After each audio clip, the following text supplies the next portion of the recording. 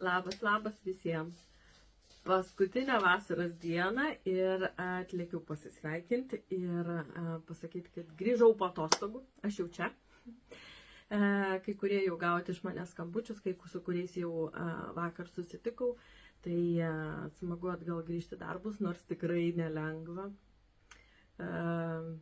Įsivaizduoju, kad daug kas suprantat, kaip po atostogų grįžti pavargusiai pailsėjęs. Ir atrodo, dar reikia ekstra atostogų, nuo atostogų.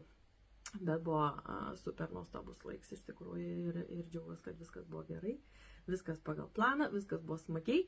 Orai buvo pasakiški, nežinau kaip čia Anglijoje, bet nelabai ir žiūrėjau, nelabai ir domėjausi, nes buvo fantastinis laiks iš tikrųjų Lietuvoje.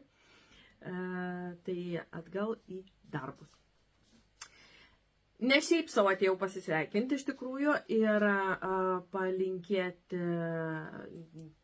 palydėti vasaros paskutinę dieną, ne, ir truputį pasidalinti naujienom, kas laukia rytoj. Rytoj bus rugsėjo 1. Ir pasitiksim rudenį ir pagalvojau, kad visai būtų smagu pasitikti rudenį su dovanom, su kažkuo nauju, su kažkokiais žaidimais, nes tų lietingų, kanuotų dienų sulaukti nėra taip smagu iš tikrųjų, bet jos ateis ir nieko mes su tom nepadarysim.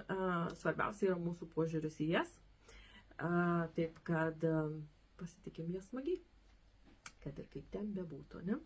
Tai taip, rytoj truputį naujienų bus apie dovaną žaidimus ir konkursus, kas truputį pagyvins šitą grupę dar labiau, ne vien tik mano krūva video, bet truputį ir dovanų, ne? Bus smagu. Taip pat rugsėjį planuoju daugiau paliesti konkrečių atvejų, kada draudimai suveikė, kada draudimai nesuveikė, kas atsitiko ir kas ir kaip.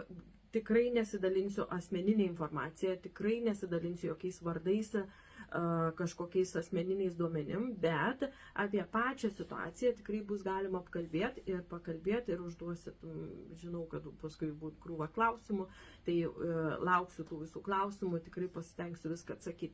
Nes tikrai būna atveju, kai draudimai kažkurio tai momentu nesuveikia, kaip mes tikėjomės, kad jie veiks, arba jie suveikia daug geriau, negu mes galvojam, kad jie galėtų veikti, ne? Tai būna įvairiausių situacijų ir apie viską galėsim pasikalbėti.